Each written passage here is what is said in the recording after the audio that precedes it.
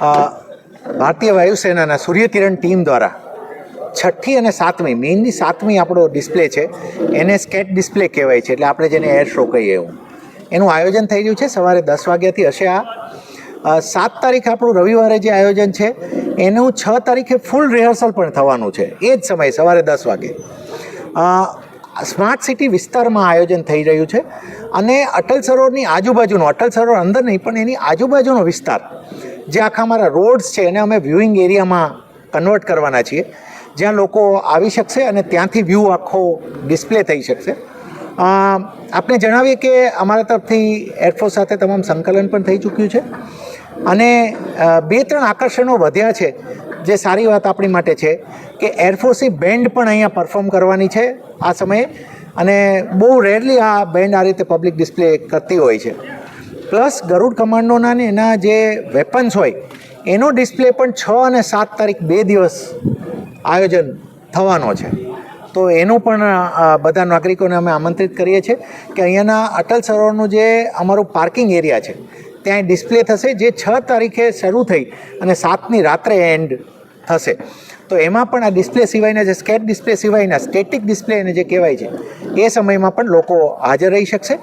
અન્ય હજી થોડા આકર્ષણો પણ લાઇનઅપ થઈ રહ્યા છે.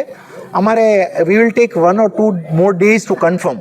એ કન્ફર્મ થતાં 1-2 દિવસ લાગશે, પણ મોટે ભાગે આ કલાકથી લાંબો શો અને એવરેજ જે જનરલી સૂર્યકિરણનો શો થાય છે એનાથી એક લાંબો શો આપણને મોટો મળી રહ્યો છે. મેં તમને કીધું એમ કે એવી 3-4 વસ્તુઓ હજી લાઇનઅપ છે જે ફાઇનલ પહેલાં ઉપર છે. જો એ આવશે એટલે હજી અમે તમને આગળની માહિતીઓ આપવાના છીએ. એટલે એ એરક્રાફ્ટ બધું રહેશે. લોકોની અમારી અપેક્ષા છે કે 1 લાખ લોકો તો મિનિમમ થવા જોઈએ એટલા માટે. પરંતુ અમારી માટે એક સારી વસ્તુ આ કાર્યક્રમમાં એટલી રહેવાની છે કે સ્માર્ટ સિટીનો આખો 900 હેક્ટેરનો એરિયા છે જેમાંથી આ વ્યૂ થઈ શકે છે. એવું નથી કે અટલ સરોવરમાંથી જ થવાનું છે. અટલ સરોવર ફક્ત અહીંયા જે સેન્ટ્રલ ટીમ બેસવાની છે એ છે, એટલે આજુબાજુમાં એટલું ખુલ્લી જગ્યા છે કે લોકો ડિમોબિલાઇઝેશન પણ ઇઝીલી થઈ શકે ને મોબિલાઇઝ પણ ઇઝીલી થઈ શકે. એટલે આનો ટ્રાફિક પ્લાન પણ તૈયાર થવાનો છે. અમે મીડિયાના મિત્રોને ખાસ વિનંતી કરીએ છીએ કે લોકોના મોબિલાઇઝેશન અંતર્ગત તેમજ માહિતી બાબતે પણ આપણી માટે ખાસ અમને સહકાર આપે. અને રાજકોટ જે અર્સ્ટવાઇલ સૌરાષ્ટ્ર સ્ટેટનું એક કેપિટલ રહ્યું છે, ગુજરાતનું એક મહત્ત્વનું શહેર છે, આપણા નાગરિકો માટે આ એક ખરેખર એક બહુ યાદગાર એર શો થવા જઈ રહ્યો છે.